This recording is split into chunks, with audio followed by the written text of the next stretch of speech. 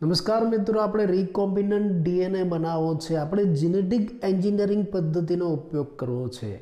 આપણે આપણા ઇચ્છિત ડીએનએને યોગ્ય યજમાનમાં દાખલ કરવો છે. જો આપણે આપણા ઇચ્છિત ડીએનએને કોઈ સજીવમાં દાખલ કરવો હોય તો શાની જરૂર પડશે? વાહકની જરૂર પડશે. અને એટલે જ આપણે પ્લાઝમિડ, કોઝમિડ, ફેઝમિડ અને બેક્ટેરિયોફેજ જેવા વાહકો વાપર્યા.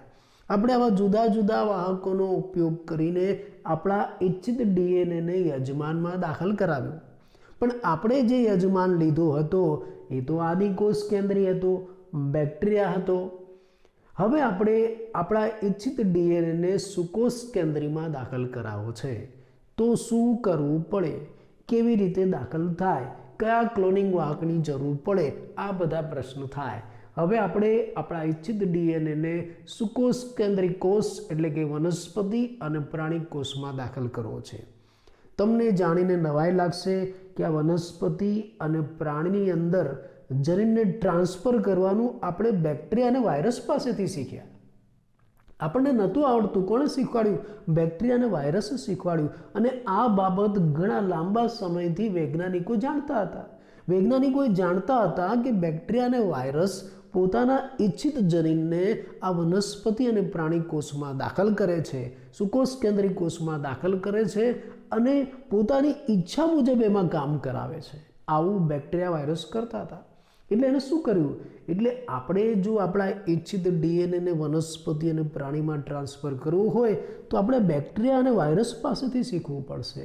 તો આ બેક્ટેરિયા અને વાયરસ સુકોષ કેન્દ્રીય યજમાનમાં જનીનને કેવી રીતે ટ્રાન્સફર કરે છે એ આખી પદ્ધતિનો ધ્યાનપૂર્વક અભ્યાસ કરવો પડે, એને સમજવું પડે અને પછી એમાં થોડા ફેરફાર કરીને આપણે વનસ્પતિ અને પ્રાણીમાં આપણો ઈચ્છિત ડીએનએ દાખલ કરી શકીએ. પણ આપણને પ્રશ્ન એમ થાય કે આ બેક્ટેરિયા અને વાયરસે આપણને કેવી રીતે શીખવાડ્યું? હવે બેક્ટેરિયા અને વાયરસ પોતાના ઈચ્છિત જનીનને વનસ્પતિ અથવા પ્રાણી કોષમાં કેવી રીતે દાખલ કરતા હશે? આપણને પ્રશ્ન થાય. ચાલો આપણે એક ઉદાહરણ લઈએ. એક બેક્ટેરિયાનું આપણે ઉદાહરણ લઈએ, એગ્રોબેક્ટેરિયમ ટ્યુમિફેસિયન્સ.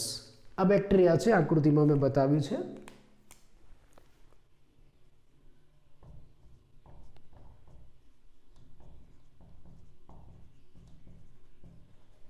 એગ્રોબેક્ટેરિયમ ટ્યુમિફેસિયન્સ આ બેક્ટેરિયા. ફરીથી એનું નામ લખું છું નીચે, એગ્રોબેક્ટેરિયમ ટ્યુમિફેસિયન્સ. આ એક બેક્ટેરિયા છે કે જે જમીનમાં રહે છે અને આ બેક્ટેરિયા દ્વિદળી વનસ્પતિમાં રોગ પેદા કરે છે.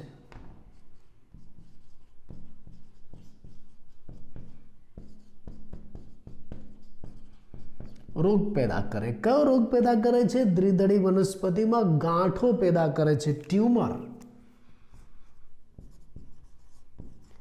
ટ્યુમર ગાંઠ પેદા કરે અને રોગને ક્રાઉન ગાલ્સ કહેવાય છે.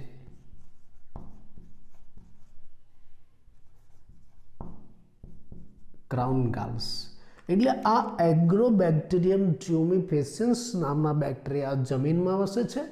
અને આ એગ્રોબેક્ટેરિયમ ટ્યુમિફેસિયન્સ બેક્ટેરિયા એ દ્વિદળી વનસ્પતિમાં પ્રવેશે છે અને એની અંદર રોગ પેદા કરે છે. કયો? ટ્યુમર, ક્રાઉન ગાલ્સ નામનો રોગ પેદા કરે છે. કેમ આ રોગ પેદા કરે છે? એના માટે જવાબદાર બેક્ટેરિયામાં શું છે? તો આ એગ્રોબેક્ટેરિયમ ટ્યુમિફેસિયન્સ બેક્ટેરિયા દ્વિદળી વનસ્પતિમાં જે ગાંઠ પેદા કરે છે ને એ ગાંઠના નિર્માણ માટે જવાબદાર જનીન છે અને એ જનીન આ બેક્ટેરિયાના પ્લાઝમિડમાં આવેલો છે. આ ટ્યુમર, આ ગાંઠ પેદા કરવા માટે જવાબદાર જનીન છે અને એ જનીન ક્યાં આવેલો છે? એ જનીન આ જે બેક્ટેરિયા છે એના પ્લાસ્મિડમાં આવેલો છે. પ્લાસ્મિડમાં આવેલો છે અને માટે જ જો આ જનીન ટ્યુમર પેદા કરે છે એટલે એને ટ્યુમર ઇન્ડ્યુસિંગ જનીન કહેવાય છે. ટ્યુમર ઇન્ડ્યુસિંગ જનીન કહેવાય છે. ટૂંકમાં લખવું હોય તો એને ટીઆઈ જનીન કહેવાય છે, ટ્યુમર ઇન્ડ્યુસિંગ, ટ્યુમરનો ટી, ઇન્ડ્યુસિંગનો આઈ, એટલે એને ટીઆઈ જનીન કહેવાય છે. અને માટે જ આ જે પ્લાઝમિડ છે એને ટીઆઈ પ્લાઝમિડ કહેવાય છે. આ ટીઆઈ પ્લાઝમિડ એટલે આ બેક્ટેરિયા દ્વિદળી વનસ્પતિમાં ગાંઠ કેમ પેદા કરે છે? કેમ કે આ બેક્ટેરિયાના પ્લાઝમિડમાં આ ગાંઠ પેદા કરતો જનીન આવેલો છે, ટીઆઈ જનીન. માટે જ આ પ્લાઝમિડને શું કહેવાય છે? ટીઆઈ પ્લાઝમિડ, ગાંઠ પેદા કરતો પ્લાઝમિડ. હવે બને છે શું? જ્યારે આ બેક્ટેરિયા આ વનસ્પતિમાં પ્રવેશે છે, જમીનમાં છે એટલે એના મૂળ દ્વારા વનસ્પતિમાં પ્રવેશે છે. જ્યારે આ બેક્ટેરિયા આ વનસ્પતિમાં પ્રવેશે છે ત્યારે વનસ્પતિના જે કોષ છે, આ વનસ્પતિ કોષ, એના કોષ કેન્દ્રમાં રહેલો આ જે જનીન છે એ જનીનની અંદર આ પ્લાઝમિડ જાય છે. આ બેક્ટેરિયા છે એગ્રોબેક્ટેરિયમ ટ્યુમિફેસિયસ બેક્ટેરિયા, જે ક્યાં ગયા? વનસ્પતિમાં ગયા, એને ચેપ લગાડ્યો, એ વનસ્પતિના કોષોમાં પ્રવેશ્યા અને એના કોષ કેન્દ્રમાં રહેલા જનીન સાથે જોડાય છે. અહીંયા જોડાઈ જશે આ પ્લાઝમિડ, આ કોષ કેન્દ્રના જનીન સાથે જોડાઈ જાય છે આ પ્લાઝમિડ. અને પ્લાઝમિડમાં શું છે? ગાંઠ પ્રેરતો જનીન છે. એટલે હવે આ જે વનસ્પતિના સામાન્ય કોષો છે એમાં ટીઆઈ પ્લાઝમિડ આવી ગયું, એની અંદર રહેલો ગાંઠ પ્રેરતો જનીન આવી ગયો. આ જનીન વિશિષ્ટ રસાયણ પેદા કરે છે. એ રસાયણના કારણે વનસ્પતિમાં આવી ગાંઠો થાય છે, જેને આપણે શું કહીશું? ક્રાઉન ગેલ્સ. તો અહીંયા તમે જુઓ આ બેક્ટેરિયાએ શું કર્યું? આ બેક્ટેરિયાએ પોતાના જનીનને આ વનસ્પતિમાં ટ્રાન્સફર કરાવી દીધું. જો જેનેટિક એન્જિનિયરિંગ કર્યું. આપણો જેનેટિક એન્જિનિયરિંગનો મુખ્ય હેતુ શું? આપણા ઈચ્છિત જનીનને બીજા સજીવમાં, યોગ્ય સજીવમાં દાખલ કરાવવાનો. તો આ બેક્ટેરિયાએ એવું કર્યું. આ બેક્ટેરિયાએ પોતાના ગાંઠ માટેનું જે જનીન છે, પ્લાઝમિડ છે, એને આ વનસ્પતિ કોષમાં દાખલ કર્યો અને ત્યાં એ બેક્ટેરિયાની ઈચ્છા મુજબ વર્તે છે. એટલે આને જેનેટિક એન્જિનિયરિંગ કરાયું. માટે જ આ બેક્ટેરિયાને નેચરલ જેનેટિક એન્જિનિયર કહેવાય. આ જેનેટિક એન્જિનિયર થયા. આ જેનેટિક એન્જિનિયરિંગ કરાવે એવા બેક્ટેરિયા થયા, એન્જિનિયર થયા. માટે જ આ બેક્ટેરિયાને નેચરલ જેનેટિક એન્જિનિયર કહેવાય છે. કેમ કે આમાં મનુષ્યનો કોઈ હસ્તક્ષેપ જ નથી, મનુષ્ય કંઈ કર્યું જ નથી. મનુષ્યની પ્રવૃત્તિ વગર આ બેક્ટેરિયાના જનીન આ વનસ્પતિમાં જતા રહ્યા અને વનસ્પતિમાં જઈને પાછા અભિવ્યક્ત પણ થયા. અને નેચરલ જેનેટિક એન્જિનિયર કહેવાય. એટલે આ બેક્ટેરિયા આપણને શીખવાડ્યું કે ભાઈ વનસ્પતિમાં જનીન કેવી રીતના ટ્રાન્સફર કરાવી શકાય. એવી રીતે પ્રાણીમાં પણ જનીન કેવી રીતના ટ્રાન્સફર કરાવી શકાય આપણને એક બેક્ટેરિયાએ શીખવાડ્યું, વાયરસે શીખવાડ્યું. સોરી, કયો વાયરસ? રેટ્રોવાયરસ. પ્રાણીમાં જીન ટ્રાન્સફર કરવાનું આપણને કોણે શીખવાડ્યું? રેટ્રોવાયરસે શીખવાડ્યું. આ એક સમૂહ છે. આ રેટ્રોવાયરસે શીખવાડ્યું આપણને. માટે રેટ્રોવાયરસને પ્રાણીની અંદર શું કહેવાય? નેચરલ જેનેટિક એન્જિનિયર કહેવાય છે.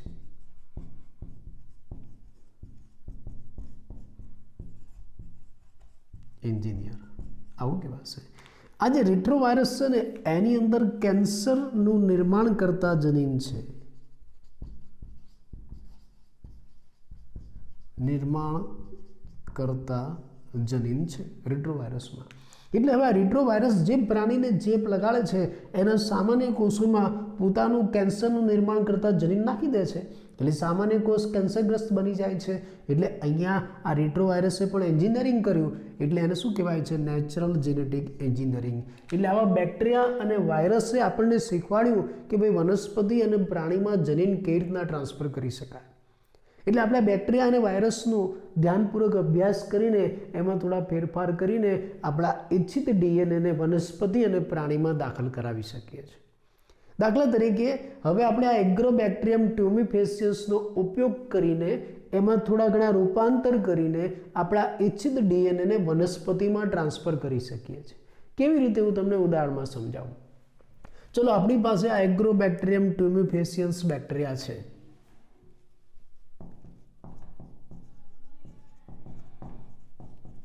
બેક્ટેરિયમ ટ્યુમિફેસિયસ બેક્ટેરિયા છે. અને આ બેક્ટેરિયાની અંદર આ કયું પ્લાઝમિડ છે? ટીઆઈ પ્લાઝમિડ છે. ટીઆઈ પ્લાઝમિડ એટલે શું પેદા કરે? ગાંઠ પેદા કરતું પ્લાઝમિડ છે. હવે આપણે શું કરવાનું?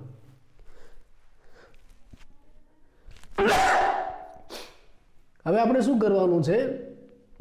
આ જે ટીઆઈ પ્લાઝમિડમાં થોડો ફેરફાર કરીને એને યોગ્ય ક્લોનિંગ વાહક બનાવીને એમાં આપણો ઇચ્છિત ડીએનએ નાખીને યજમાનમાં દાખલ કરવાનો છે. કેવી રીતે પ્રોસેસ બતાવો? ચલો પહેલાં તમારે આ ટીઆઈ પ્લાઝમિડને બહાર કાઢી નાખ્યો. ક્યાંથી? એગ્રોબેક્ટેરિયમ ટ્યુમેફેસિયસમાંથી આપણે ટીઆઈ પ્લાઝમિડ બહાર કાઢ્યો. પછી આ ટીઆઈ પ્લાઝમિડને રિસ્ટ્રિક્શન એન્ડોન્યુક્લિયસની સારવાર આપવાની અને એમાં રહેલો આ જે ટીઆઈ જીન, આ ટીઆઈ જીન કહેવાય. આખા પ્લાઝમિડમાં કે ગાંઠ પ્રેરતો જનીન નથી. પ્લાઝમિડની અંદર આવો એક થોડોક ભાગ છે, એક જનીન છે કે જે ગાંઠ પ્રેરે છે. તો આપણે રિસ્ટ્રિક્શન એન્ડોન્યુક્લિયસની મદદથી આ જે ગાંઠ પ્રેરતો જનીન છે, ટીઆઈ જીન છે, એને દૂર કરી દઈશું અને બહાર કાઢી લઈશું. ચલો આ ટીઆઈ જીન આપણે બહાર કાઢી લીધો અને હવે શું કરીશું? એની જગ્યાએ આપણો ઇચ્છિત વિદેશી ડીએનએ જોડી દઈશું. આપણો વિદેશી ડીએનએ એને આ પ્લાઝમિડ સાથે જોડી દઈશું. ચલો બરાબર ને? તો આ રીતે આપણો આરડીએનએ તૈયાર થઈ ગયો. હવે આ પ્લાઝમિડ ગાંઠ પેદા નહીં કરે, કેમ કે એની અંદર જે ગાંઠ પેદા કરતો જનીન હતો એ તો આપણે કાઢી નાખ્યો અને એની જગ્યાએ આપણો ઇચ્છિત ડીએનએ દાખલ કરી દીધો. એટલે આ પ્લાઝમિડ હવે લાભકારક થશે, ફાયદાકારક થશે. આવા પ્લાઝમિડને ફરી પાછું આ બેક્ટેરિયામાં નાખી દો.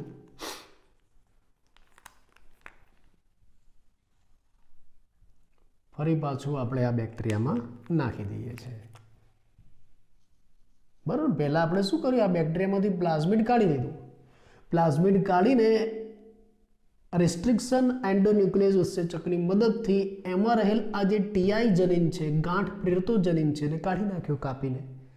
એની જગ્યાએ આપણો ઇચ્છિત વિદેશી ડીએનએને ઉમેરી દીધો. લાઇગેઝની મદદથી ચોંટાડી દીધો અને પછી હવે આ જે નવો નિર્માણ કરેલો પ્લાઝમિડ જેમાં ગાંઠ પ્રેરતા જનીન હતી એને ફરી પાછો આ બેક્ટેરિયામાં નાખી દીધો. આ ખાલી બેક્ટેરિયા હતા ને પાછો નાખી દીધો.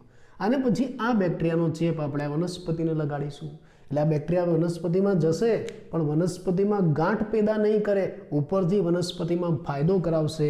કેમ કે હવે એની અંદર કયો ડીએનએ ગયો? આપણો ઇચ્છિત ડીએનએ ગયો. એટલે આ રીતે આપણે આ જે રોગકારક બેક્ટેરિયા છે અથવા તો વાયરસ છે એમાં ફેરફાર કરીને, રોગકારક બેક્ટેરિયા અને વાયરસમાં ફેરફાર કરીને આપણા ઇચ્છિત ડીએનએનો ઉપયોગ કરીને એને ક્લોનિંગ વાહક તરીકે વનસ્પતિ અથવા તો પ્રાણીમાં નાખી શકીએ છીએ. તો આ રીતે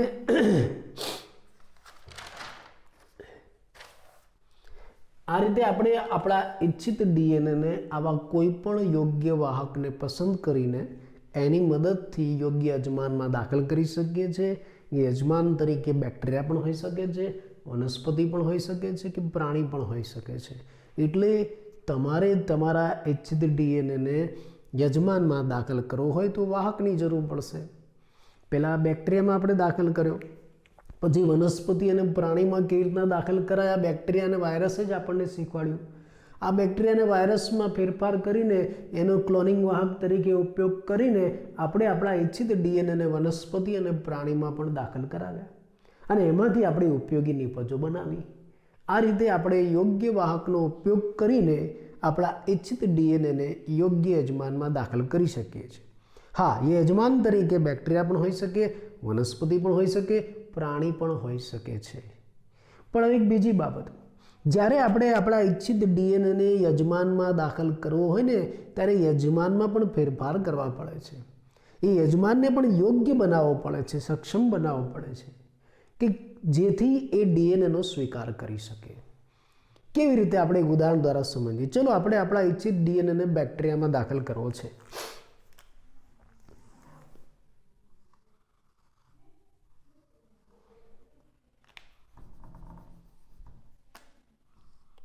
ચલો આ આપણો ઇચ્છિત ડીએનએ અને આ ડીએનએને કોઈ પણ યજમાનમાં આપણે દાખલ કરી શકીએ છીએ, પણ આપણે બેક્ટેરિયામાં દાખલ કરવો છે.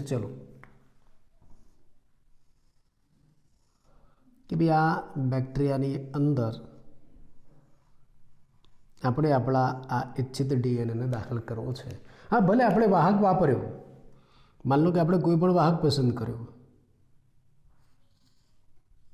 આ વાહક પ્લાઝમિડ વાહક, તમે પ્લાઝમિડ વાહકનો ઉપયોગ કર્યો, આ રીતે તમારો ઇચ્છિત ડીએનએ એની સાથે જોડી દીધો, આર ડીએનએ બનાવી દીધો, બરાબર છે. પણ હવે આ વાહક સાથે આ ડીએનએને આપણા બેક્ટેરિયામાં ટ્રાન્સફર કરવો છે. આ બેક્ટેરિયા આપણું યોગ્ય યજમાન છે, આપણે યજમાનમાં ટ્રાન્સફર કરવો છે, ડાયરેક્ટ નહીં થાય. કારણ આ ડીએનએ કેવો છે? ડીએનએ એ જલાનુરાગી અણુ છે.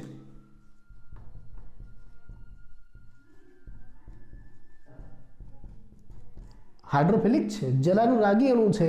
અને આ જલાનુરાગી અણુ આ બેક્ટેરિયાના કોષ રસપટલમાંથી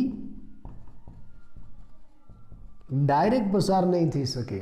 ડીએનએ જલાનુરાગી અણુ છે, હાઇડ્રોફિલિક છે, અને આ ડીએનએને આપણે આ બેક્ટેરિયામાં આ યજમાનમાં નાખવો છે. પણ આ ડીએનએ ડાયરેક્ટ આ યજમાનમાં નહીં જાય, યજમાનમાં થોડા ફેરફાર કરવા પડશે, પછી જ એ ડીએનએનો સ્વીકાર કરશે. કારણ ડીએનએ કેવો છે? જલાનુરાગી અણુ છે, એ આ કોષ રસપટલમાંથી પસાર નહીં થઈ શકે. એટલે પહેલાં આપણે શું કરવું પડશે? આ જે ડીએનએ છે ને એને ડાયવેલેન્ટ કેટાયનની સારવાર આપવી પડશે.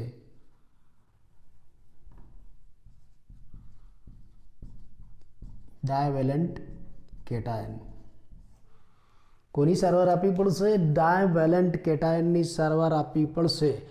ડાયવેલેન્ટ કેટાયન એટલે શું? દ્વિસંયોજિત ધન આયન. ગુજરાતી કરવું હોય તો દ્વિસંયોજિત ધન આયન. એટલે આ જે બેક્ટેરિયા છે એના કોષરસ પટલને આપણે ડાયવેલેન્ટ કેટાયન Ca+2 અથવા તો Mg+2ની સારવાર આપવી પડશે. તમે આવી સારવાર આપશો એટલે આ બેક્ટેરિયાના છિદ્રોમાંથી, બેક્ટેરિયામાં નાના નાના પોર્સ છિદ્રો હોય છે, છિદ્રોમાંથી આપણો ઇચ્છિત ડીએનએ સરળતાથી અંદર જઈ શકે.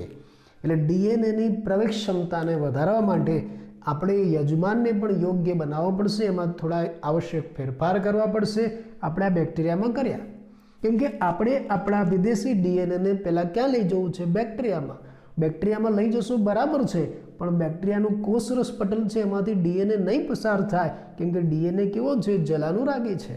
એટલે તમારે આ ડીએનએને અંદર દાખલ કરવો હોય તો થોડા ફેરફાર કરવા પડશે. આ બેક્ટેરિયાને Ca+2 Mg+2 જેવા કેટાયનની સારવાર આપવી પડશે. એટલે એના છિદ્રોમાંથી આપણો ઇચ્છિત ડીએનએ સરળતાથી પસાર થઈ શકે. જો આપણે આવું કરીશું તો આપણો ડીએનએ અંદર જઈ શકે છે, નહીતર નહીં જઈ શકે.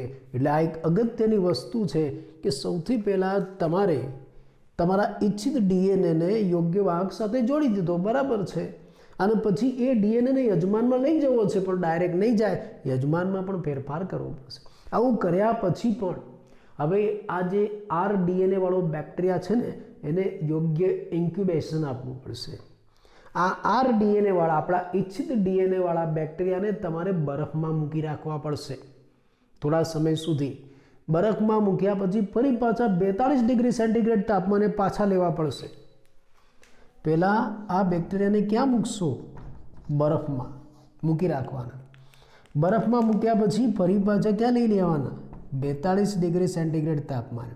અને ફરી પાછા ક્યાં મૂકવાના? બરફમાં મૂકવાના.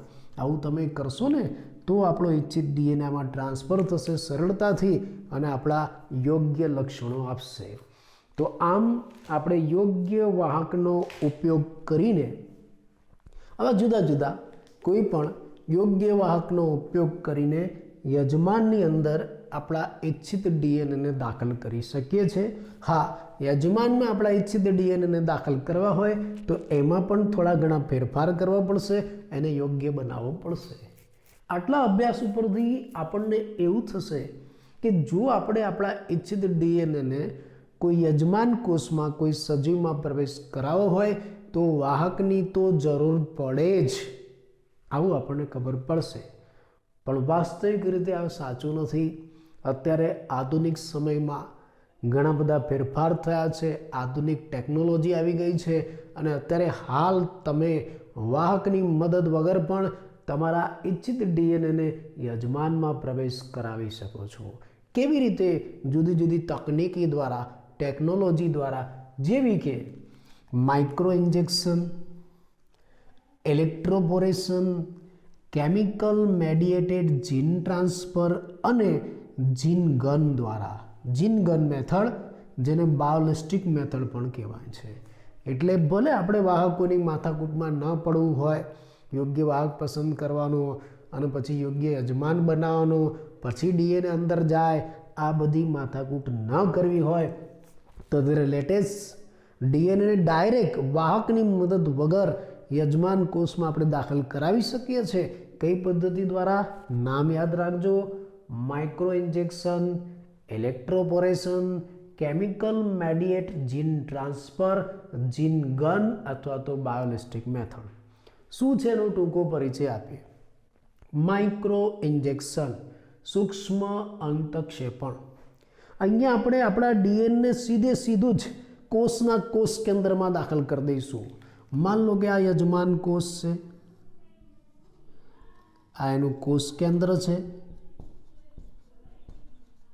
કોષ કેન્દ્ર આપણો યજમાન કોષ અને એની અંદર આ જનીન દ્રવ્ય છે. તો આ માઇક્રો ઇન્જેક્શન પદ્ધતિ દ્વારા આપણે ડાયરેક્ટ કોષના કોષ કેન્દ્રમાં એના જનીનની અંદર આપણું ઇચ્છિત ડીએનએ ટ્રાન્સફર કરી શકીએ છીએ. કોની મદદથી? માઇક્રો નીડલ્સ અથવા તો માઇક્રો પાઇપેટ્સની મદદથી. એવી સૂક્ષ્મ માઇક્રો નીડલ્સ આવે છે. માઇક્રો નીડલ્સ અથવા તો સૂક્ષ્મ પાઇપેટ આવે છે. આ માઇક્રો પાઇપેટ.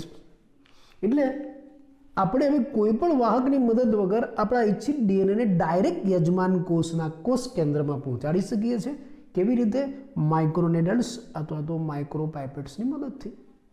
અને આવું કોણે કર્યું? આવું એલેક્સ જેફરી નામના વૈજ્ઞાનિકે 1993માં યુએસએની મિશિગન યુનિવર્સિટીમાં કર્યું.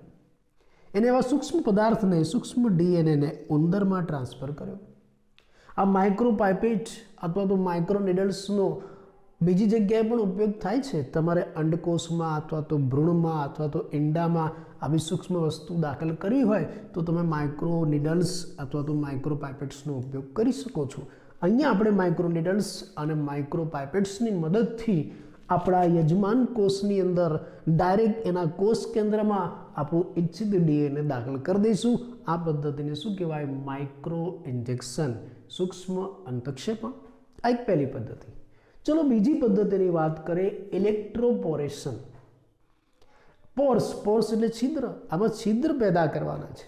આમાં માન લો કે આપણો આ યજમાન કોષ છે, આ એનું કોષ કેન્દ્ર છે અને આનો કોષરસ પટલ છે. તો આપણા ઇચ્છિત ડીએનએને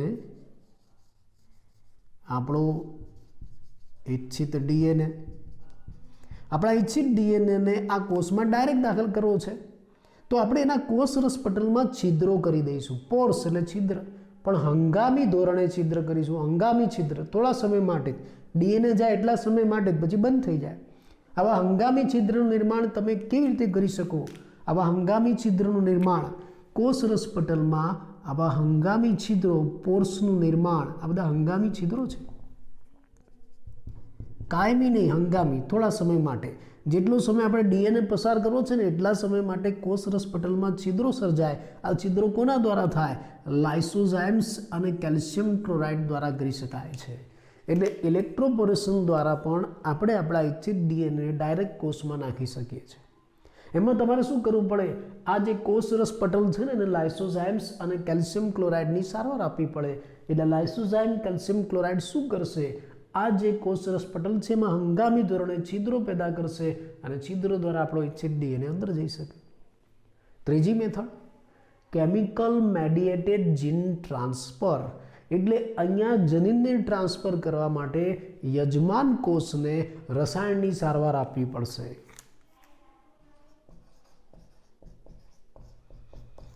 યજમાન કોષને રસાયણની સારવાર આપવી પડશે. કયા રસાયણની? Aarva PEG, polyethylene glycol.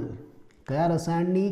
Polyethylene glycol નામના રસાયણની સારવાર આપશો તો યજમાન કોષમાં આપણો ઇચ્છિત DNA ડાયરેક્ટ જઈ શકે છે. અને છેલ્લું અગત્યનું પ્રચલિત જીન ગન મેથડ. બંદૂક મારવાની છે, જનીનની બંદૂક મારવાની છે, જેને બાયોલિસ્ટિક મેથડ પણ કહેવાય છે. જૈવ પ્રક્ષેપીકી એવું એને કહેવાશે. આમાં શું કરવામાં આવે છે? આમાં આપણા જે ઇચ્છિત DNA છે, માન લો કે આ આપણો વિદેશી DNA અથવા તો ઇચ્છિત DNA છે, એની ફરતે એની આસપાસ આવરણ ચડાવવામાં આવે છે. શાનું આવરણ ચડાવવામાં આવે છે? ટંગસ્ટન કે સોનાના એની આજુબાજુ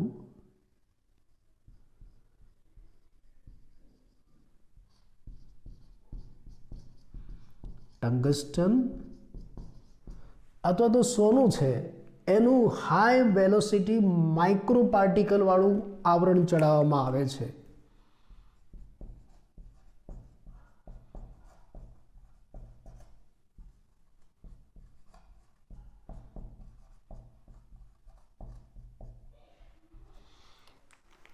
આ પદ્ધતિમાં આપણા ઇચ્છિત DNA છે એની આજુબાજુ ટંગસ્ટન અથવા તો સોનાનું હાઈ વેલોસિટી માઇક્રો પાર્ટિકલ્સ વાળું આવરણ ચડાવવામાં આવે છે.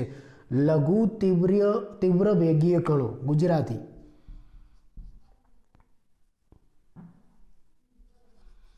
લઘુ તીવ્ર વેગીય કણો, બરાબર ને? ગુજરાતી પણ યાદ રાખજો. લઘુ તીવ્ર વેગીય કણો, હાઈ વેલોસિટી માઇક્રો પાર્ટિકલ્સનું આવરણ ચડાવવામાં આવે છે. પણ કઈ ધાતુનું? ટંગસ્ટન અને સોનાનું.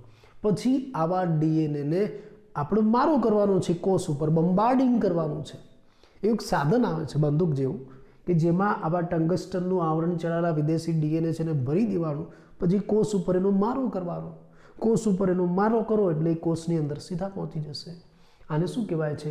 બંદૂકની જેમ મારો કરવામાં આવે છે એટલે જીન ગન મેથડ કહેવાય છે, અથવા તો બાયોલિસ્ટિક મેથડ કહેવાય છે. જૈવ પ્રક્ષેપીકી. બાયોલિસ્ટિક એટલે શું કહેવાશે? જૈવ પ્રક્ષેપીકી. તો આ રીતે તમે અલગ અલગ પદ્ધતિ દ્વારા તમારા ઇચ્છિત DNA ને યજમાનની અંદર પ્રવેશ કરાવી શકો છો. પહેલી જૂની ઓછી ખર્ચાળ પદ્ધતિ છે વાહકોવાળી, કે ભાઈ તમે પ્લાઝમિડ, કોઝમિડ લઈ શકો, બેક્ટેરિયોફેજ લઈ શકો, અથવા તો વનસ્પતિમાં તમારે દાખલ કરવું હોય તો આવા એગ્રોબેક્ટેરિયમ જેવા બેક્ટેરિયા લઈ શકો છો, TI પ્લાઝમિડ બનાવી શકો છો.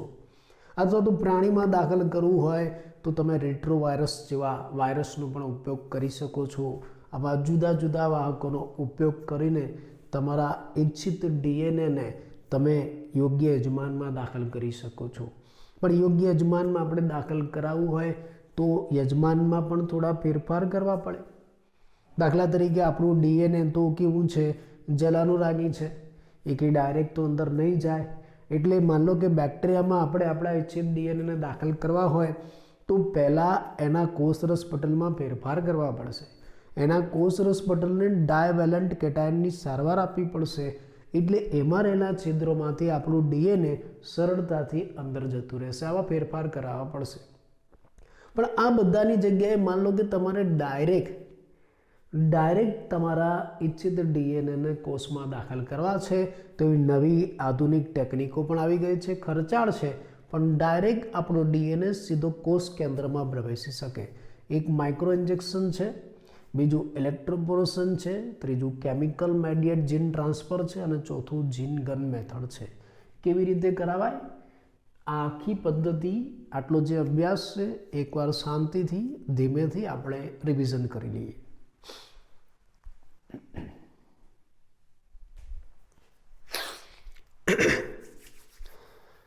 જો આપણે જીન ટ્રાન્સફર કરાવવું છે, આપણે રેકોમ્બિનન્ટ DNA બનાવવો છે અને આપણા ઇચ્છિત DNA ને યજમાનમાં પ્રવેશ કરાવવો છે.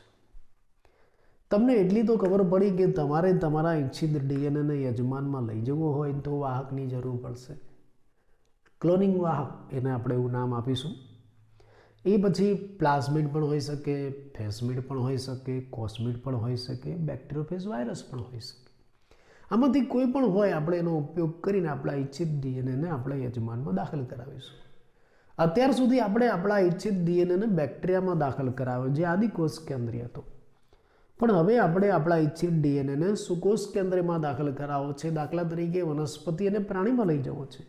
તો શું કરવું પડે? વનસ્પતિ અને પ્રાણીઓમાં જનીનને ટ્રાન્સફર કરવાનું આપણને કોણે શીખવાડ્યું? બેક્ટેરિયા અને વાયરસે.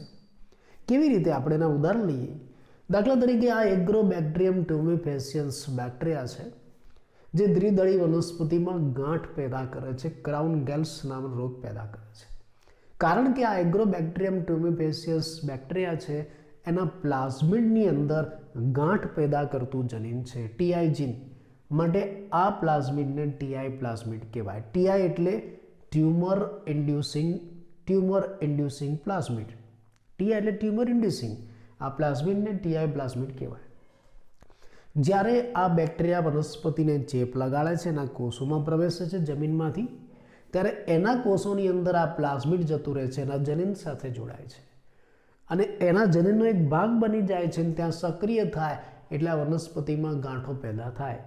એટલે અહીંયા આ બેક્ટેરિયા પોતે જેનેટિક એન્જિનિયરિંગ કર્યું. એણે પોતાના ઈચ્છિત જનીનને વનસ્પતિમાં પહોંચાડી દીધો અને ત્યાં કાર્ય પણ કરાવ્યું. આના ઉપરથી આપણને ખબર પડી કે આપણે આપણા ઈચ્છિત ડીએનએને વનસ્પતિમાં દાખલ કરી શકીએ છીએ. એવું પ્રાણીમાં પણ બને છે. દાખલા તરીકે રેટ્રોવાયરસ છે, એની અંદર કેન્સર પેદા કરતા જનીનો છે. આ વાયરસ શું કરે છે? પોતાના કેન્સર પેદા કરતા જનીનો સામાન્ય પ્રાણી કોષમાં પહોંચાડી દે છે અને એને કેન્સરગ્રસ્ત બનાવી દે છે. તો આ બેક્ટેરિયા અને વાયરસ આપણને શીખવાડે છે કે વનસ્પતિ અને પ્રાણીમાં જનીન કેવી રીતે ટ્રાન્સફર કરાય. આણે કુદરતી રીતે આપણા મદદ વગર, આપણા હેલ્પ વગર આણે પોતાની જાતે ડીએનએને વનસ્પતિ અને પ્રાણીમાં નાખી દીધા. એટલે આને નેચરલ જેનેટિક એન્જિનિયર કહેવાય. પણ આ તો રોગકારક હતા. આપણે એમાં થોડો ફેરફાર કરીને સારા ડીએનએ પણ દાખલ કરાવી શકીએ છીએ. આપણે એવું કર્યું. દાખલા તરીકે એગ્રોબેક્ટેરિયમ ટ્યુમેફેસિયન્સમાં એનું જે પ્લાઝમિડ છે, એમાં થોડા ફેરફાર કરીને આપણે આપણા ઈચ્છિત ડીએનએને વનસ્પતિમાં ટ્રાન્સફર કરાવી શકીએ છીએ. આપણે શું કર્યું? આ ટીઆઈ પ્લાઝમિડને બહાર કાઢ્યો અને પછી રિસ્ટ્રિક્શન એન્ડોન્યુક્લિયસ ઉત્સેચકની મદદથી આ ટીઆઈ પ્લાઝમિડની અંદર રહેલ ટીઆઈ જનીન, ટ્યુમર ઇન્ડ્યુસિંગ જીન, ગાંઠ પ્રેરતો જનીન, એ દૂર કરી દીધો અને પછી આપણા ઈચ્છિત ડીએનએને લાઇગેઝની મદદથી એની સાથે જોડી દીધો.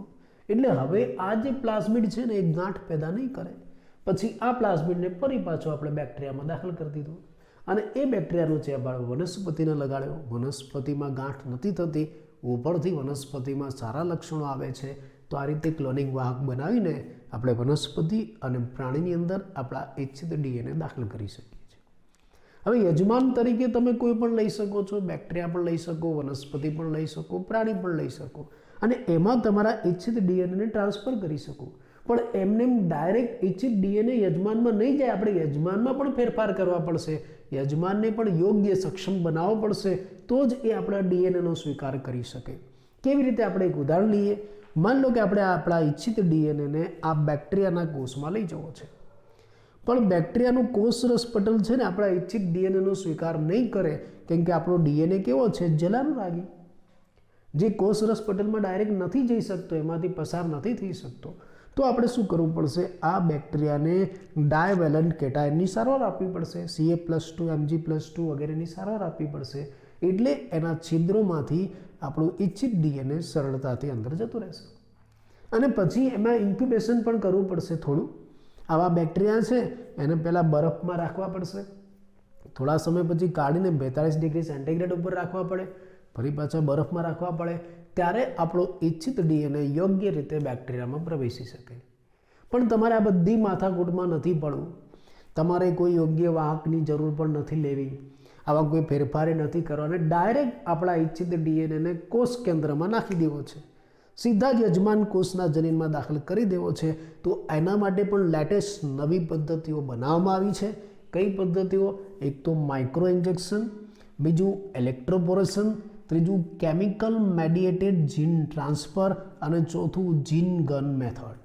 આમાં શું કરવામાં આવે? માઇક્રો ઇન્જેક્શનની આપણે વાત કરીએ. સૂક્ષ્મ અંતક્ષેપણ. આમાં શું કરવામાં આવે છે? આમાં યજમાન કોષના કોષ કેન્દ્રની અંદર ડાયરેક્ટ આપણો ઈચ્છિત ડીએનએ દાખલ કરી શકીએ છીએ. કેવી રીતે?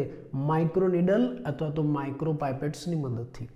આપણે માઇક્રોનીડલ્સ કે માઇક્રોપાઇપેટ્સ લઈને એમાં આપણો ઈચ્છિત ડીએનએ દાખલ કરીને સીધો કોષના કોષ કેન્દ્રમાં નાખી દેવાનું. આવું એલેક જેફરીએ 1993માં યુએસએની મિશિગન યુનિવર્સિટીમાં ઉંદરમાં કર્યું.